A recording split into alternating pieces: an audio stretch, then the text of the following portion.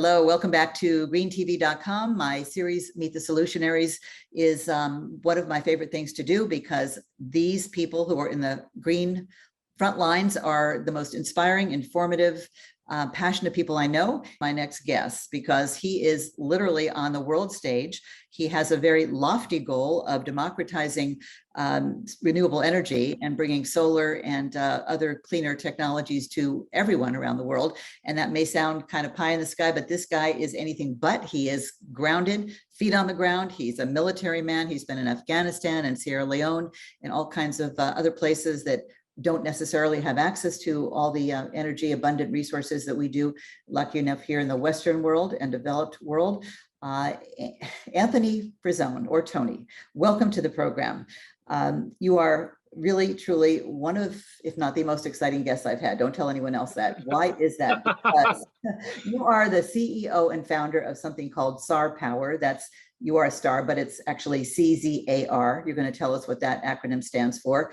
And you have worked on something, nothing less than what I think introduced you as, trying to bring solar and renewable power to everyone in a way that is less expensive, in a way that is somehow feasible technologically. And you're smiling, you're excited. You must think this is actually something that we can achieve. This is a very timely time to be speaking to you, not only because of the latest IPCC report showing that it is truly now or never to find a way to reduce our emissions. We have something like 8 years to cut them in half. And that it really is, as Anthony Guterres of the UN said on the last report, delay is death. And it's code red for humanity, which was the first of 3 reports earlier this year, or last year, I should say. So that connected to the current situation in the Ukraine. It's hard to call it a war because it's definitely been an invasion that has in many ways kind of knocked the climate conversation off, but there was very little coverage this time. Understandable, given the enormity of this horrendous story unfolding still. And yet it also points to, just exactly why this needs to happen. This transition, massive, epic transition, needs to happen sooner than later. And I can't think of anyone who can tell us, what's possible than you, Tony. So thank you. That was probably more lead up than I needed, but it just is a reflection of my excitement about. I think it's over. I don't know if I could say it any better. I think the interview's over. It was pretty fantastic.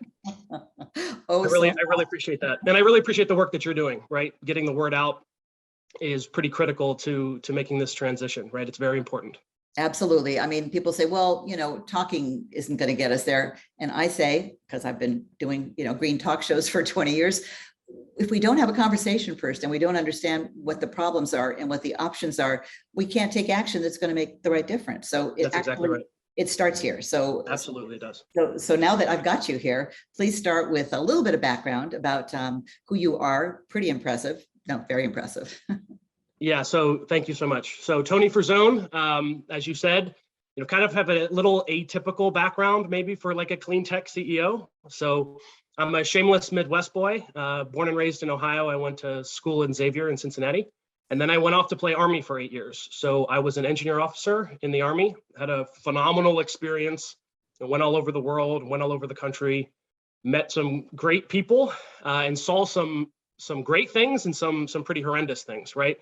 And the experience in the Army is ultimately what led me to stand up Carbon Zero Advanced Research. That's where the CZAR comes from. Thank you. I'm a pretty terrible speller, but there's not a whole lot of acronyms that you can start with CZ. And Carbon Zero, I think is the right focus. Of course, the elimination of anything entirely, is not the real goal. But we need to start thinking about the ways that we can just do what we all want, live the way we all want, and not make it, kind of political. I think, you and I share a lot of the belief that when we're talking about climate, when we're talking about clean tech, it's been over politicized, right? So, and in my background, conservative part of the country and in a widely conservative organization in the military. The reasons that we should adopt clean energy technologies like distributed energy generation like solar or wind, and store it in, batteries and drive electric vehicles actually, could have nothing to do with CO2 or climate change at all, right? You could have a conversation with someone and prioritize it along the lines of national security, right? International security, individual security, right? And resiliency when it comes to power. There's this old word that we used to talk about a lot in the 60s and 70s called pollution. And you don't hear that term, right? A whole lot. I think you'd be hard pressed to find a whole lot of people who would argue that, sulfur or carbon monoxide is are things that we want to, get out of the air. So I think, when you couch things in a way that everyone can agree with, not just half the country, that's how we're going to get to these, pretty aggressive goals of carbon reduction and pollution reduction over the next decade or so. So what got you on this path besides your Midwest background and a very practical mind that sees what's wrong and what could be right? Yeah, so I think another thing that colored the experience is I'm the oldest of 10 kids, right? So when you have that perspective, you think about, I think, life a little differently, because you have, siblings and you're kind of trained to think longer term, right? And that's been pretty impactful, right?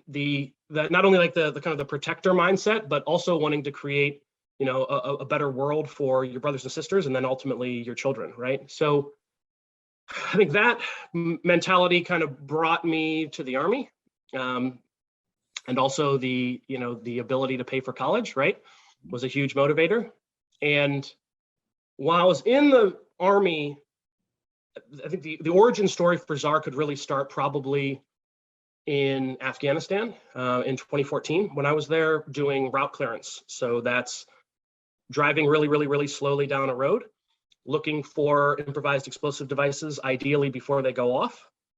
And this experience was pretty formative because, here we were in a landlocked mountainous country, right? It's 120 degrees out. I'm sweating my ass off with my guys. And we're not using this giant fusion reactor in the sky for anything, right? At that time we were there for 13, 14 years. We were running mostly diesel generators to provide electricity 24/7. And then, driving around in a bunch of up-armored vehicles, which obviously are not super fuel efficient. And what I saw was, kind of the firsthand account of, waging war is a pretty fuel intensive business, right? And particularly, it's pretty central to our defense strategy to not fight home games, right? So everything is power projection, right? Going other places. And that creates kind of a nightmare logistical chain that has to be developed and maintained and secured. And when you're talking about, IED attacks in particular, the number one killer of U.S. forces and a whole bag of wars, unfortunately, over the last 20 plus years. The optimal target for IED strikes are, slow moving,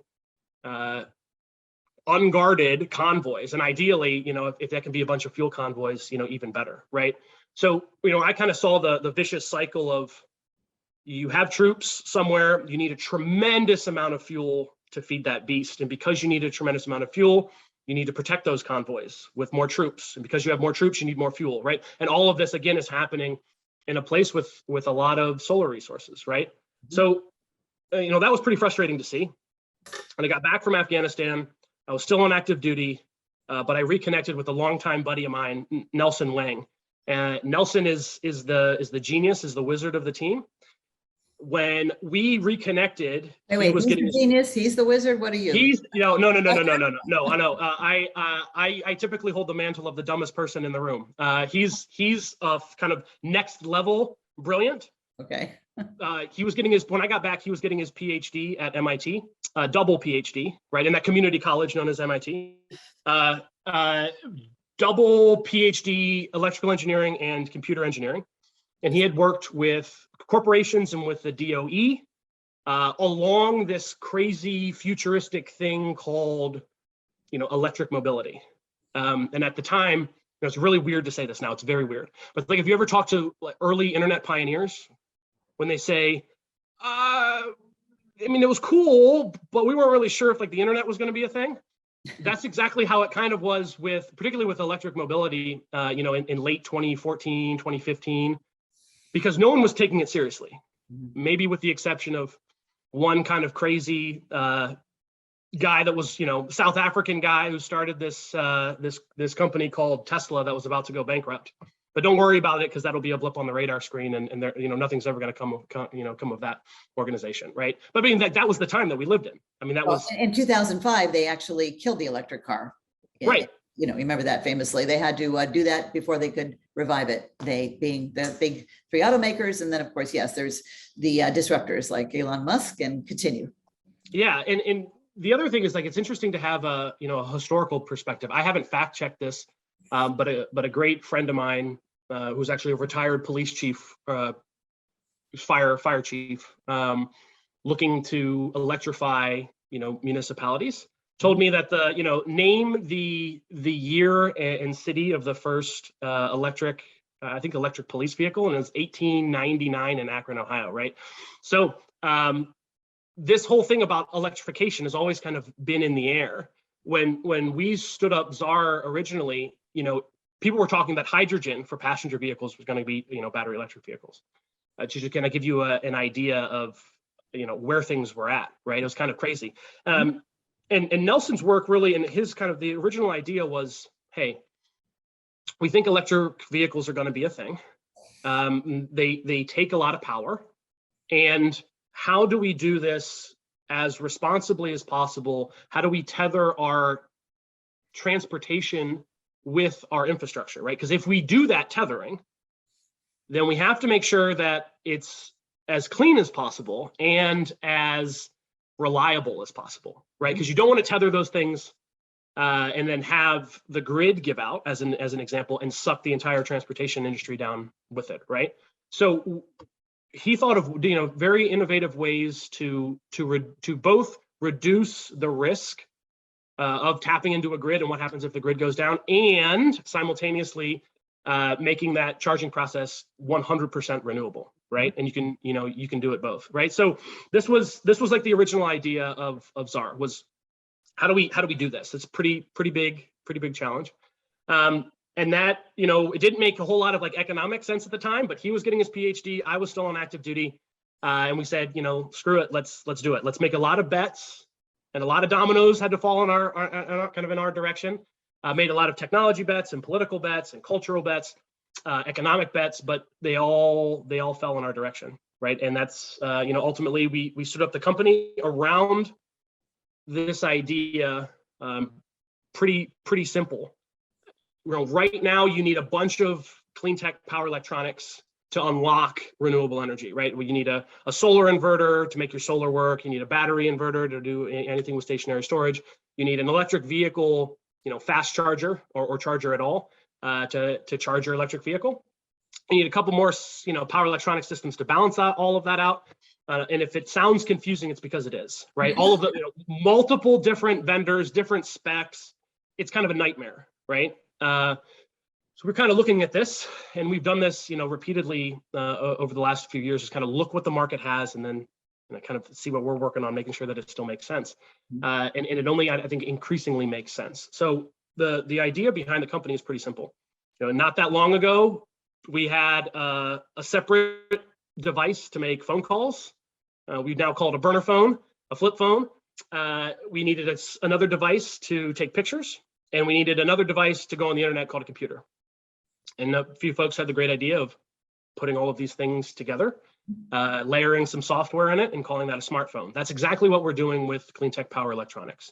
So we're combining all a lot of those things that I rattled off into one super cool magic box that can connect to solar and or wind, connect to the grid, connect to an electric vehicle, and connect to a stationary battery. And then route energy anywhere in that quadrant where it makes sense to route it. And is this something you've invented, or is this still a work in progress? Yeah, so great question. It is invented. It's real. It's not vaporware. We push real power through it. There is a difference between a prototype and a product, and we're almost on the product side. So we We have some phenomenal partners. Alchemy Industrial out of Houston. We just signed them on to be our manufacturer. It was very important to me, both personally and professionally, to have this made in America because we can. And we should. Yeah, exactly. And Alchemy is a phenomenal partner and will help us, productize the prototype and get it rocking and rolling. I think, some of the advantages of kind of doing what we're doing, first and foremost, and you hit upon this perfectly.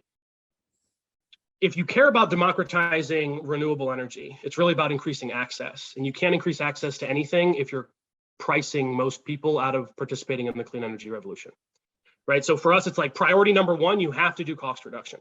What we've been able to do by combining these separate power electronics, really bringing clean tech power electronics into the 21st century, and layering in software on top of that, we're able to reduce the cost of adoption, across all of those systems by at least half, in some cases 1/4 of the cost of doing this kind of pound for pound, kilowatt for kilowatt comparison with what's out there right now. Not a 5% reduction, not a 10% reduction.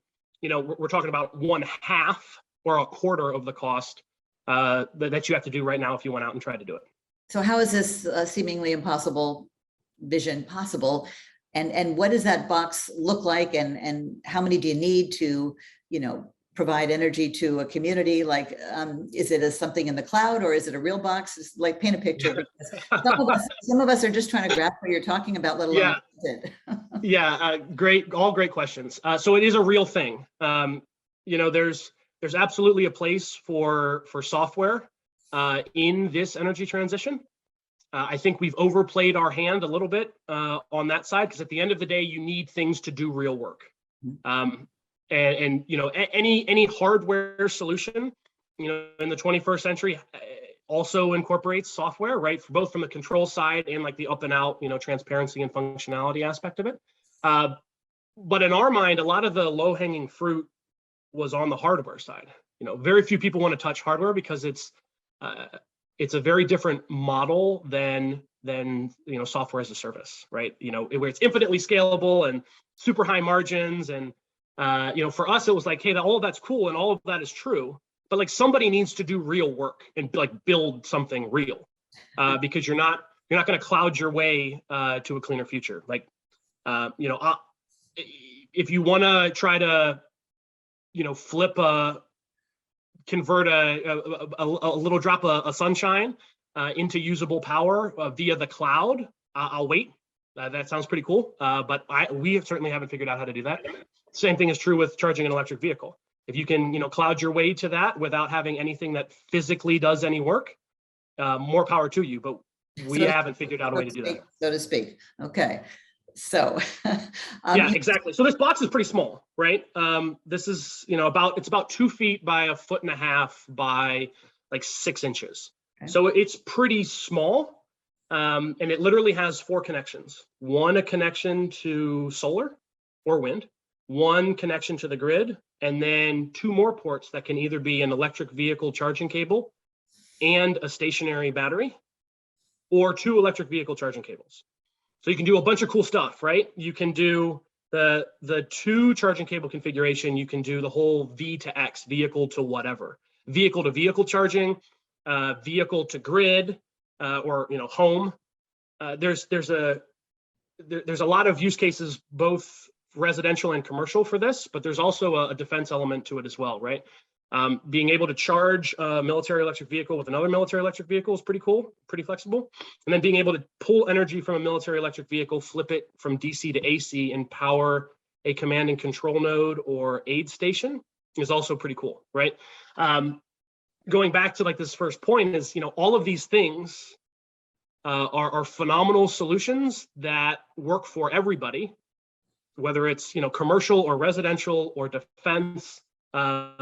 And it's it's a hell of a time to be alive. It's a hell of an honor to know you. I'm still just kind of trying to take all this. And what I keep picturing is our home in Austin, Texas, where the sun shines a lot and it's awfully hot. And we have our Tesla solar panels. We have our 2 Tesla cars. We have a Tesla battery charger power storage, I guess is what it is. Sure. Garage. And that's kind of a very simplified version of, I think, what you're talking about, like having a whole system that, continues to fuel itself in a clean and green way. But obviously yours is much more complex, but is that kind of a place to begin, kind of picture? Yeah, absolutely. And the first version of this is going to be commercial, for a variety of reasons, right? We think that we can make the most impact on the commercial side, just because that's where so much energy is going to be generated and used, right? People flipping over from internal combustion engine fleets to electric vehicle fleets. Typically commercial power usage is significantly more than anyone's individual home, right? So for us, we wanted to make the most impact. Also, was the kind of the hardest thing to do commercial, and then we can, we're planning on doing a kind of a scaled back halved version for residential. A lot of the advantages to that, when we came from this from like a charging perspective, and we talked to real customers, what we found was, look, there's like these two extremes on the charging side. On one side, you've got like the AC level 2 chargers, glorified extension cords, slow chargers. And on the opposite end of the spectrum, you've got, super cool guy, mega ultra chargers that cost, as much as a house to build and install. And for us, we were like, well, there's this whole area in the middle. And when we were having, our early customer interviews with cities and universities and businesses thinking about electrifying their fleets, what we found was they wanted something that was significantly faster, 3 times ish faster than like a 7 kilowatt AC plug, but really weren't willing to pay for anything more than like 50 or 60 kilowatts. Sure, if you gave them 150, real, supercharger, they'd love it, but they really weren't willing to pay, 200, 250 K to have that installed, built and installed. So what we decided was, hey, we're going to focus on, rather than like split the difference between that 20 and 60, we decided, hey, we're going to make this super modular, right? So we're going to start with essentially building blocks of 20 kilowatt units.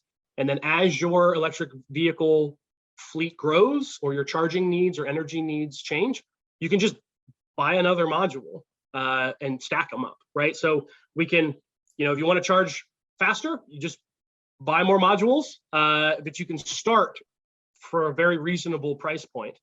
And then as your fleet or energy needs change, you can expand that, right? So that was another element of what we were doing, is we wanted to, how do we have the cost while increasing efficiency, make it a heck of a lot faster to install and a heck of a lot more flexible than the way, it's currently done right now. And that's a tall order, but we did it. So what is your time frame, and are you trying to raise money, or do you have all the money you need? It's just you put the best minds together at MIT or wherever you're physically doing this, and it's just a matter of getting it finished. Is it time? Is it money? Is it years away? Is it months away to actually being able to use it out there in the real world? Yeah, great question. So we've got actually a lot of high profile demonstrations, like our coming out moment. We've got one planned in Boston, in collaboration with Massachusetts state government and Mass CEC, phenomenal partners of ours, really early believers of this technology. And we wouldn't be here right now if it wasn't for some grant money we won in 2019 from them, to both to R&D grant and deployment grant, right? So really excited about that demo in Boston. It'll be at Tufts University in National Grid territory. There's another demo we've got planned in Vermont with a publicly traded solar company. We're really proud to partner with. And then we've got a few options for demonstrations in California. So probably it'll probably be LA, and a few different options there in LA.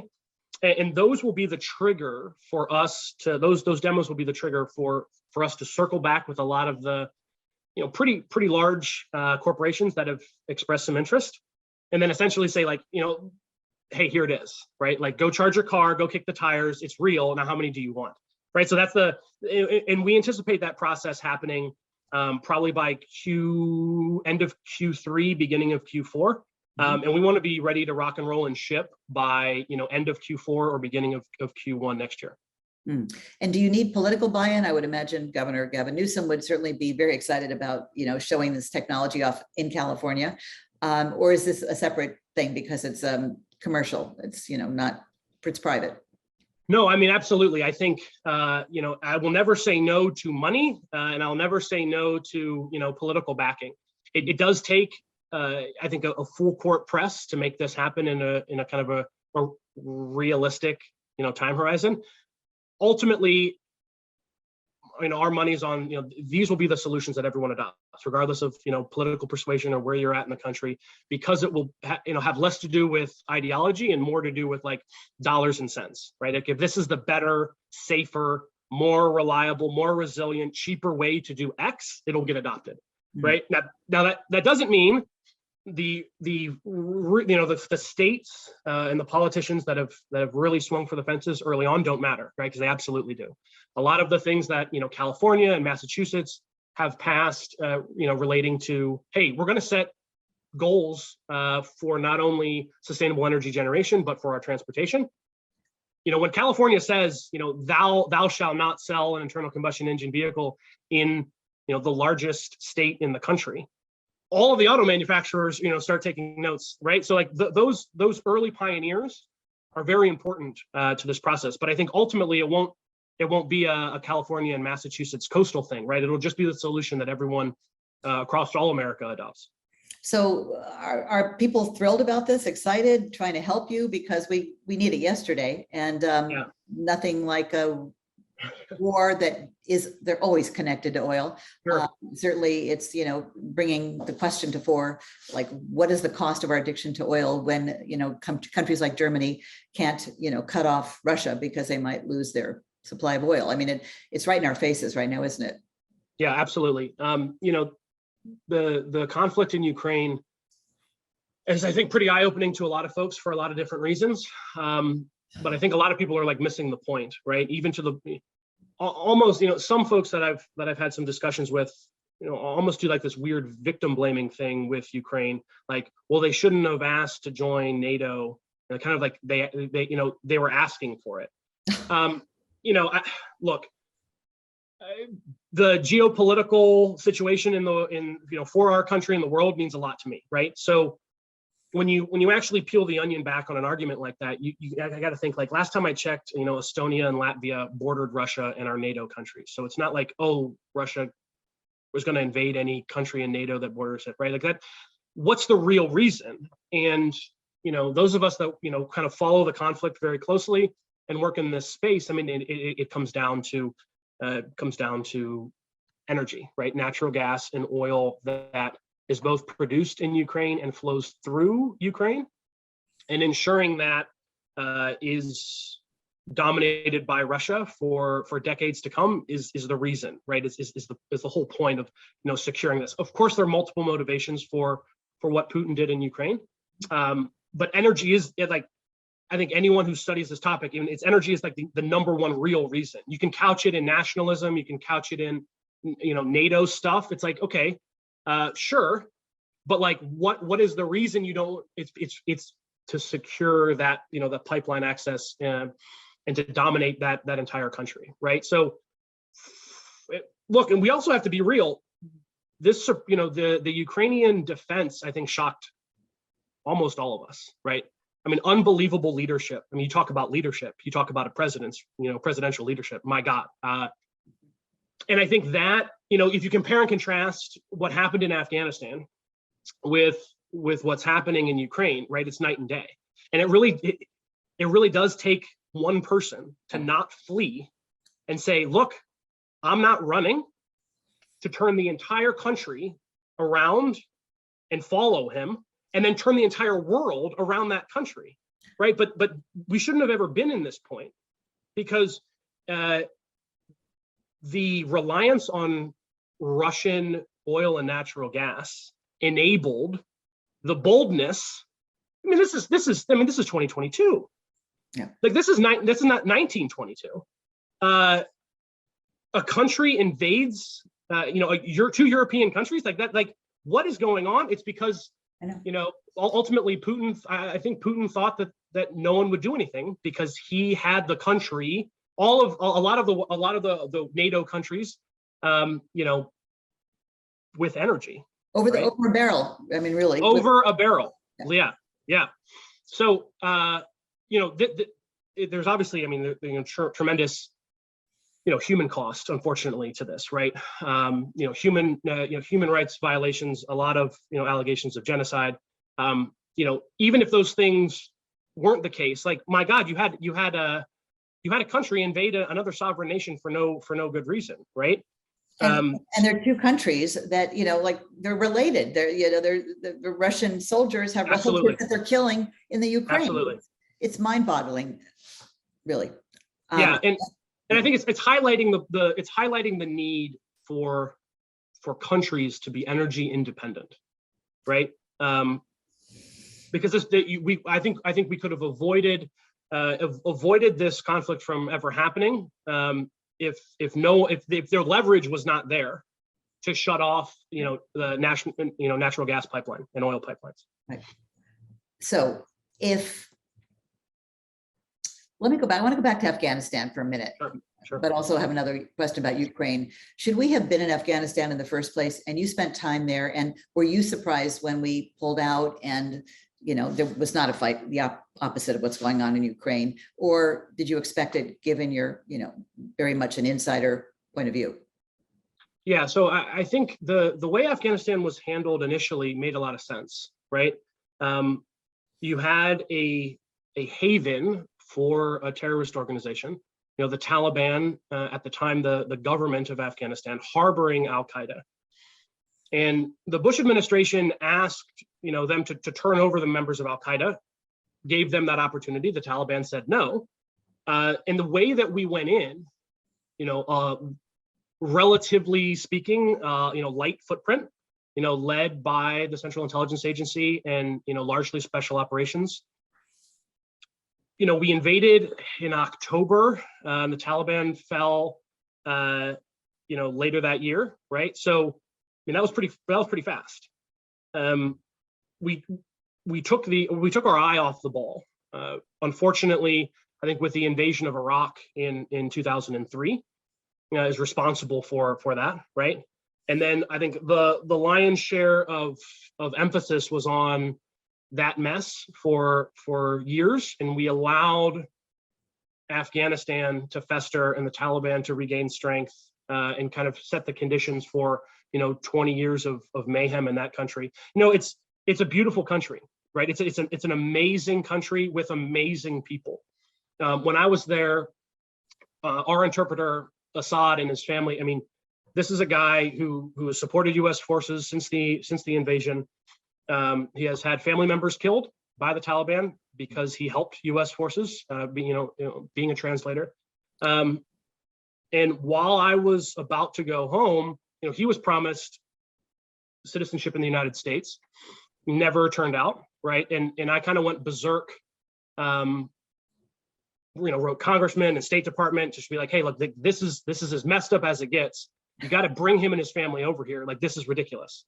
So I don't know if it was me kind of screaming and sending strongly worded emails to people or not, but coincidentally, a couple months later, he gets the green light, and him and his family moved to the United States, moved to Jacksonville.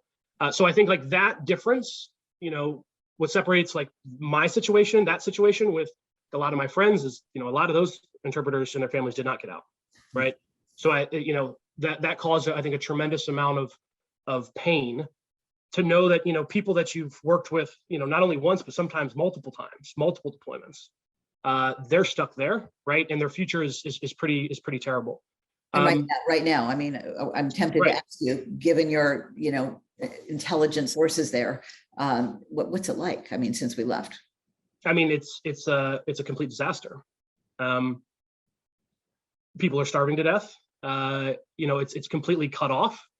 I think what not enough people understand is it's a hell of a lot easier to blow up trains than to get them to run on time, right? So like you can play the spoiler for 20 years, like bravo. Can you run a country? No, not really. Right, and we saw the same thing with ISIS, right? It's like it's really cool to beat your chest, and then to do a shock and awe campaign, and then set up a little hovel of terror, but that's not ruling, right? Like you're not going to create a civilization that way. And I think we're seeing this kind of on full display in Afghanistan, unfortunately, right now. And one of the things I remember in our first conversation, you talked about, here in Afghanistan, it's hot, the sun beats down. A lot of these, these military people were getting killed, ours, because they were, in convoys bringing fuel to fuel the equipment. Sorry, I don't have all the war technology down, but you notice, gee, there's the sun. We're getting killed because we're trying to transport gasoline to fuel this fight. And was that kind of a eureka moment for you, a light bulb or something like that, where, wait a minute, what's wrong with this picture? How can we use that resource up there? What do you call that giant ball of fusion? Fusion reactor in the sky. Yeah, to make something work better here, or some things work better there. Yeah, absolutely. Not only that, but to kind of highlight how big of a nerd I actually am, before we went over there, I did a lot of U.S. Geological Survey, read a lot of U.S. Geological Survey studies on Afghanistan, and just what a tremendous mineral resource Afghanistan is, right? A lot of lithium, right? So, so we've got, here we are at this situation where if a few folks can, think about this a little bit more intelligently, could have been a phenomenal place. And it was, in recent memory, it was an awesome place, right? It was a pretty, westernized, place to live for a while. And they're good people there. They're really good people. And it's sad to see. But it's also not over, right? It's an unfortunate chapter, and it's really difficult and painful for a lot of us to watch. But the story is not written on Afghanistan right now, right? There's a lot of overly simplistic narratives about Afghanistan that are wrong. Okay. Right. So, last thing I'll say on it is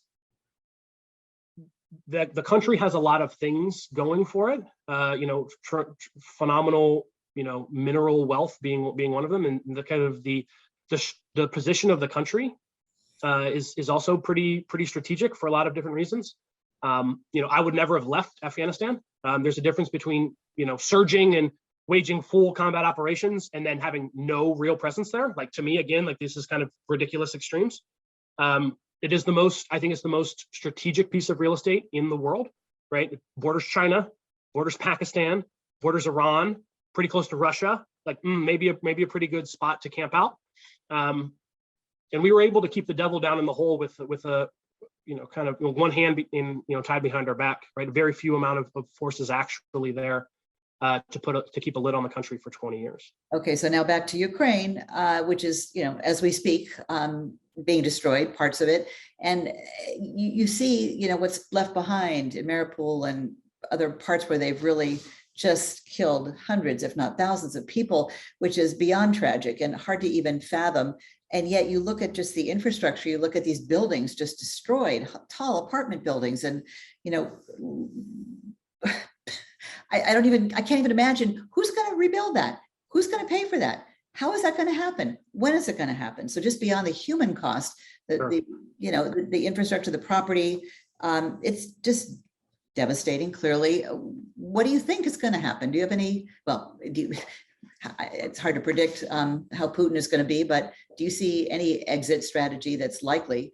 And then what does happen in these situations where, the occupiers leave and hell is left behind? Sure. Yeah. Again, phenomenal questions. I think this might be a little controversial, but I think it's important to remember you have to leave someone kind of a golden bridge to retreat, right? So there has to be an off ramp to save face for Putin, right? Because if you truly shut everything down and completely isolate him and the entire country, there's no reason to stop, right? So as ideologically painful as it sounds, there has to be an exit ramp that is acceptable to him to de-escalate everything and to get to the peace talks, sooner rather than later. Are we getting any closer to that? And with the nuclear weapon, possibility, I don't know if you have any sense of how likely that could be, that if he was pushed, even further into a corner, he might actually use that. Do you have any thoughts? Yeah, I think like that is such an extreme outcome that I think I'd hope, but I also believe that we're not there yet, right? The very interesting kind of analysis of the entire conflict and the invasion was well, one, Putin thought that the country would roll over, similar to Afghanistan. Two, we're kind of, and this is a little bit of vindication for those of us currently or formerly in the military, is like the world's now seeing that war's pretty hard to do, right? Like when you look at like, oh, the disasters in Iraq and Afghanistan, it's like Russia, who I think any sane person would think is the second or third most powerful, probably second most powerful military in the world. They couldn't even successfully invade a neighbor, right? So you talk about power projection. Where we're at as a country, and then where number two is at, is a rather dramatic drop, right? And there's a lot of reasons for that, right? Like rail-based, logistics is not a priority. The Russian way of war, and this is something to kind of keep in mind, is the Russian way of war is a fires-based military. So a lot of artillery. Some of the thing that I'm keeping a pretty close eye on is and you said it perfectly, they really view Ukraine as Russia, right? So unlike kind of what we saw with their operations in Chechnya, they kind of went in pretty light, where like the idea was light, both because they thought the Ukrainians would roll over, and because they view Ukrainians as Russians. So you saw a lot of use of like precision guided munitions, which is not a typical Russian way of war, right? That accounts for a pretty small percentage of their overall stockpile, and they've burned through most of those, right? So it's like here we're going to be at an inflection point where it's going to be massive, unguided, dumb, bombs and artillery and rockets, because they've simply depleted or are about to deplete their precision munitions. Also, they're getting embarrassed, and they're losing ground in some places, right? So obviously it's a terrible situation, but it's also there's a lot of silver lining to this, right? Like look at the leadership that's being demonstrated in Ukraine. Look at the fighting spirit of the Ukrainian people, right? Men and women of all ages, of all backgrounds, of all political persuasions, are fighting an invader, right? And that's pretty inspiring. You asked the question about rebuilding.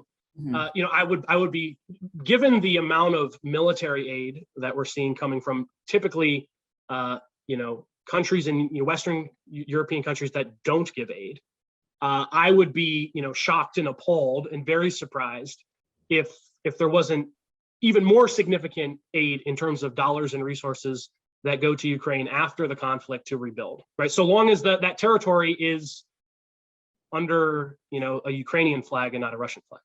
Is it too soon and or idealistic to envision a green renaissance happening with rebuilding and new energy grids? Because it really looks like they're going to almost have to start from scratch in some places. Yeah, I think that again is another opportunity, another silver lining to this, right? Anytime something is destroyed, you have the opportunity to kind of rethink and build something new. And I think when you're talking about, nothing pushes a spirit of independence and resiliency and personal security like having to live through a war or conflict or privation, right? So I would be surprised also if we did not see in that rebuilding process a lot more incorporation of modern buildings and the opportunity to create more decentralized energy generation and storage to again inject more resiliency into the overall country. And might another silver green lining be, it has to be, right, that the world sees, right in front of our face, can't avoid it, the cost of our addiction to oil and the need to get off it, which we keep hearing, got to get off oil, got to get off oil. Your project may be the first thing I've seen that actually is one of the key ways we could start to do that. And I just wonder if you think that's realistic, that this is really going to change the game in terms of, global focus.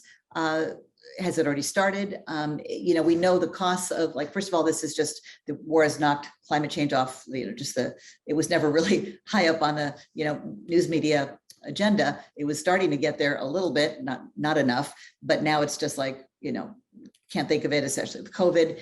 And in meantime, as we just heard from the IPCC scientists, it's dire. We don't have any time to waste. Does that keep you up at night like it does me? And then just there's the, like you say, burning stuff, which is what war is, just all the pollution. And I just did an interview with a filmmaker who did a documentary after the Iraq War with her late husband, all about the environmental impacts of war and water contamination and just the pollution that lasts. And it just, like in 2022, the fact that things are being, knowingly destroyed, blown up, people are dying, worst of all, people are injured, and then people are going to be sickened by, the aftermath, especially coming out of a pandemic where, if nothing else, I hope we learned the preciousness of life and health, and that it's a small world. And to me, does it blow your mind as much as it does me that we're here now? And anyway, that's my question to you. That is a big question, I know.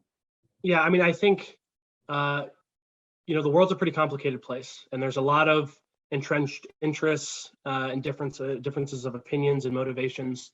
And that's kind of what makes life both frustrating and fun to live. I think as it relates to this, again, there's a lot of false narratives or at least intellectually lazy counterpoints to the situation in Ukraine. One of them is, well, if Europe would have just kept their nuclear power plants open, none of this would have happened, right? And it's like, that certainly would have helped the problem when we're specifically talking about increasing the amount of Russian oil and natural gas, right? But look, solar is the cheapest way to generate energy, period. Right? So it's like, it's not a pipe dream. It's not, oh, we got to rely on a bunch of subsidies. It's not like, this is a thing. It's a fact. I'm sorry if you don't like it, but like, that's the reality. So there needs to be far more emphasis on deploying the solutions that we have rather than kind of waiting for Superman or. Wait, aren't you Superman? Yeah, no, maybe Captain America, but not Superman. I think we need to deploy the solutions that we have in kind of set up that situation where there's a lot of cool technology that we can test really fast and iterate on and deploy as well. So let's stop talking about like grand goals in 15 years. Let's start deploying the stuff that we have, right? Because we can do that now. It's the cheapest now. It's not the cheapest in 5 years. It's the cheapest now. It's like, let's pull the trigger. Like, let's start doing these things. And that'll, like, I think, take us to, a safer, more sustainable and smarter future, sooner rather than later, right? Because I don't get super upset or a lot of anxiety, because I would be if the solutions weren't there, right? If this was 10 or 20 years ago, I would be a lot more concerned, right? But I sleep pretty soundly at night because if someone wants to do it, they can right now. And that type of empowerment is important, but it takes folks like us to get the word out, to right people in power who are making decisions, ourselves being one of them, right? Like, we make decisions for our energy every single day. And then, the people in power and government, make sure that they understand, the cost of not acting. You are fascinating. I really could go on with more questions that I know you have time to answer. I don't want you to take time to answer. I want you to get back to work. And my last question, only because it has to be, would love to have you back on and maybe get you be a more regular part of Green TV, because you are the solutionary. We may have a vote for the Eco Solutionary of the Year, and I'm quite sure so far you would win that award. What would you like people to do? You just talked about we can't just talk or wait or wish. If people are excited about your vision, is there a way they can get involved, support you, spread the word, give money? Because yes, I vote for your. I want more of what you're saying. Yeah. So I think the first way is to talk, right? Is to have more kind of communication and collaboration. Yeah. Because we don't have it all figured out. It's a really exciting time because no one has it figured out, right? And there's an opportunity here for the small guys, the pirates, to kind of make a quantum leap and really take control over this energy transition. So I'm on LinkedIn, Tony.Frisone, F-R-I-S-O-N-E.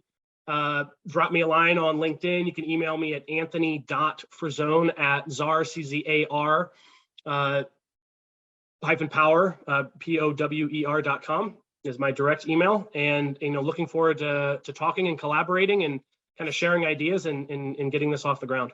Wonderful. I love how you saw a need and filled it. And I like to think of Green TV as kind of a media disruptor, could not get the news networks to focus on environmental news. And for whatever reason, they've resisted all the way up till now. They cover a few stories and they mention it a lot more than they used to, but it's not the same as offering programming on solutions. So that's why we started Green TV. Like, you can't wait for them to do it. We're not getting any further along. The planet's not getting any cooler. I'm not getting any younger. Let's do it. Let's just see what happens, because it's all about need. And you have definitely given us reason for hope about the need to make this transition faster than anyone could even imagine. And thank you for your imagination, very, very much educated vision, and your people that you're working with, just, they know that they're onto something, but give them our excitement, our support, and you can have our word here at Green TV that we will continue to talk about it, have you back, and anybody who you think is, going to benefit our viewers in terms of their visions, please bring them on, because